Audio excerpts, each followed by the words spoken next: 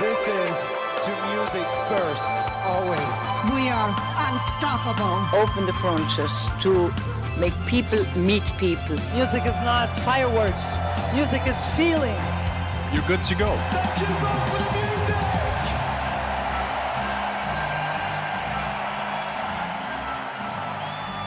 This is Vote for the Music, the Eurovision podcast.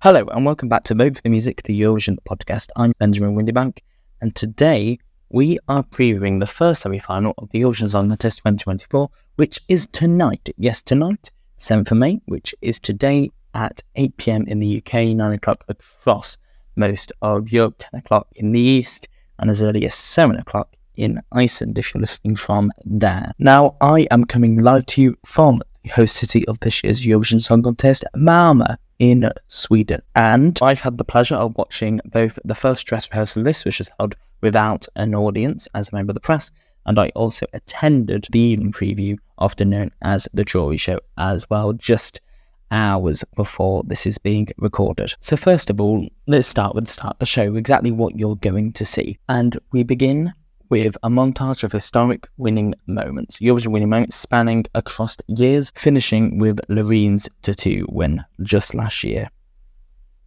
We then go into a medley of 3 Eurovision songs that didn't win, but ended up becoming legendary in Eurovision circles, and that is Fuego by Eleni Ferreira, Popular by Eric Saade, and Slow Mo by Chanel, all of which are performed on stage in remix forms by their original artists, and it's really quite a show. It's really quite an opening. There's a question to be said how relevant it is, but it's done so well, you don't really care because it's just so much fun. So I think this is really, it's a standout of an opening act, and I think you'll really enjoy it. After that, we get our hosts opening, Petra Mede and Malin Åkerman. They are dressed in pink and orange suits, and the script this year is really good. There's a whole bunch of really funny jokes that Petra and Malin deliver, and they deliver it well. And again, we're just back to really humourful, professional hosting, and that's great. So then we go into the entries. So we have 15 entries tonight. They are Cyprus, Serbia, Lithuania, Ireland, Ukraine, Poland, Croatia, Iceland, Slovenia, Finland, Moldova, Azerbaijan, Australia, Portugal, and Luxembourg. Now, if you want to hear all our thoughts on those songs, you can, of course, check out our quick fire reviews of the first and second half of semi-final 1 that we've done over the past few months. But overall, everything is very well realised and staged. Most of the staging is very good. It's just a very well put on show by the team at SVT. One of the big things people look at Eurovision in hosting are the postcards. Those are the 40-second films before every single song while they get the stage ready that shows a bit about the artist, a bit about the country, that kind of thing. This year they've gone with a slightly different approach. We begin with a map linking us from Malmö to the country that's about to perform. Interestingly, it doesn't show any borders on the countries, it just goes straight to where the capital city of that country is located. Then we cut to 2 classic Eurovision songs that play for about 5 seconds each. For example, Cyprus begins with Manamu, which was their entry from 1997, and La La Love, which was their entry from 2012. You get about 5 seconds of that, and then you go into a montage of kind of portrait TikTok videos, I guess, filmed by, in this case, Celia Capsis in her home country, doing things she would do in her life, and they appear like multiple of them on screen in different sections, and they move a bit like the way the theme art moves into different boxes, and that's quite interesting. And then we cut to kind of a glamour shoot type thing, quite reminiscent of the ending of the 2017 postcards, where we see the artist in a studio here in Malmö in full makeup, full costume, sort of twirling around in slow motion with their name in big letters on it. And then we go to the stage ready and into the song. Now, most of the 2 songs that I use on each postcard from each country do feel a bit random. They're just really sort of 2 memorable songs. But, for example, Ireland is quite an odd one because they use Hold Me Now, Johnny Logan, which was a winner, and then they use Jedward's Lipstick, which was anything but a winner. Iceland also uses Icy, which was their first entry in 1986, although it didn't do very well at all. And then it uses Daddy Freya from 2021, where perhaps people would expect to sound as all out of luck in the first slot, but that's just what they've gone for. So we're not quite sure the selection, whether it was chosen by the Swedish producers, whether it was chosen by the delegation themselves, or even the artists themselves. but it is quite interesting. So after the first 4 songs, after Island, we go to our first ad break. We get a sketch with Petra Murder, where she basically tries to get Eurovision fans to ask her to sing Waterloo, and they don't ask her to sing Waterloo, they ask her to sing a million Eurovision songs she's never heard of, which is quite amusing. Well, they get the stage set up for Ollie Alexander's Dizzy, which is the first of the big 5 countries that are previewed in this semi-final in full as a full performance for the first time ever. Once we're back off the ad bumper, they do introduce it, the host, and they explain that you cannot vote for this song. A full postcard does play, and then the song plays as expected. The only difference is at the bottom of the screen, instead of saying 05 United Kingdom, it just says United Kingdom, and it says automatically qualified for the first 30 seconds, and then that fades away. Just a note on the United Kingdom, they have revamped the song at the end. The last 30-40 seconds is basically completely different, and I think it works really well, and I think actually this could throw the United Kingdom into the question of getting a very, very good result. Initially it slows down, and then Ollie gets a very, very interesting vocal moment, and then it builds up again. I'm very glad they did it, because this is, if you go back to our quickfire review, this is exactly what I asked them to do, and they've gone and done it, so that is fantastic. So our next ad break comes after Iceland, and in that we get a video where they've put some Eurovision songs over classic scenes from Swedish cinema, over famous and dramatic scenes with Eurovision songs over, the 2 songs being Arcade by Duncan Lawrence and Dancing Lasherton by Verka Stučka. And actually, although it's a little cringe, it is very funny, and it comes across as a bit like a silly TikTok edit. So I'm very happy they have included this in the show, although you would think perhaps you'd get Linda Woodruff, but no, there was no Linda Woodruff in this show today. She's probably going to be in the grand final because she has been in Malmö, but no Linda Woodruff in semi-final 1.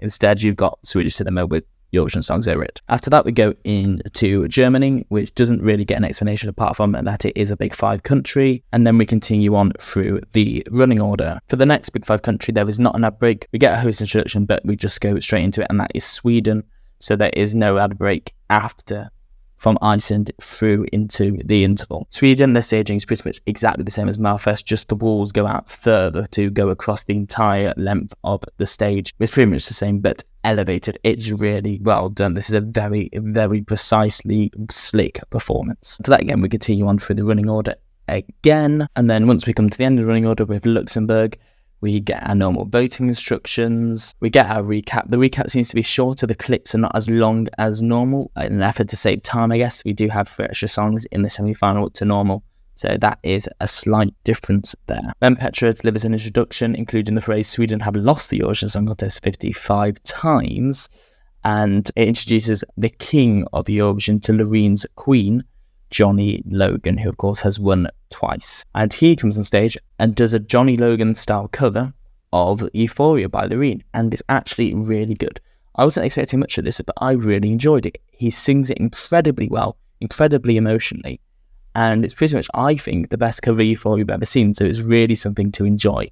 It's incredible. After that, we get a montage of the turquoise carpet, but just all the acts in the first semi-final, so I assume in the second semi-final we will get some more, but this really is the most filler of filler in the whole show. We then get a very, very, very bizarrely dramatic countdown to the close of the voting, and we see a parody of the Australian commentators with them upside down randomly, and at least in these 2 shows, it's not the real Australian commentators, just 2 random people, which seems even more bizarre.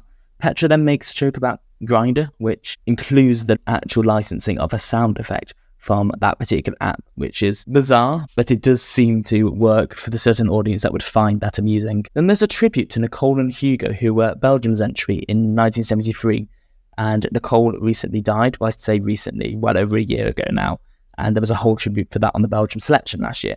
But despite that, we get a tribute to Nicole and Hugo, who finished last in Luxembourg in 1973 for Belgium. And then we get a compilation of City Eurovision Dancing. And then we get an interval of Benjamin Ingrosso, who of course entered for Sweden in 2018, and he does a big medley of his biggest hits here in Sweden that does not include his Eurovision song Dance You Off. It's basically only mentioned in the introduction by Petra, but no, we do not hear that. We hear 3 different songs, including his latest big hit, Kite, which has been an absolute monster hit in Sweden, and also has an alternate version with Ollie Alexander. So there are technically 2 Ollie Alexander songs in this semi-final. Then we get another video compilation of different cultures at Eurovision Song Contest, just loads of different cultural songs, but then they kind of vary off and they're not as much cultural as you'd expect. It's a bit of a bizarre video. I think it's just a funny Eurovision Moments video, really. And then we go to the results, and the big LED panel at the back opens up and reveals the green room behind it where all the contestants are, and they're raised up. It looks really cool, and they're way above eye level. They're sort of looming over the arena. It's very similar to how they had it in 2010 and 2011, and I think it works really, really well. For the qualifiers, it's mostly the same as before, except unlike the last 3 years, the full names appear on the qualification screen instead of just the country code. And also, we get a clip of each song that plays after each song qualifies, which has never happened before. So we get a little clip. And after that, they say goodbye. We get to hear all the qualifiers again, and then the end credits play, and that's the end of the show. So I hope you look forward to that tonight. That is 8 PM in the UK, 9 PM in most of Europe. If you're in the east, another hour above that. If you're further up in Iceland, an hour less than that. You can watch that on all your national broadcasters or in available countries on YouTube via the live stream. So if you want to continue to keep up to date with all our thoughts on the Eurovision Song Contest and everything going on with the Eurovision Song Contest 2024 live here from Malmö, which is where I'm at, remember to follow us on Spotify, Apple Podcasts, Amazon Podcasts, or wherever else you may get your podcasts. That includes YouTube, where you can leave a comment, give us a like, or subscribe to us. You can also interact with our Q&As on Spotify. But thank you so very much for listening, and remember to vote for the music. This is to music first, always. We are unstoppable. Open the frontiers to make people meet people. Music is not fireworks. Music is feeling. You're good to go. Thank you, vote for the music!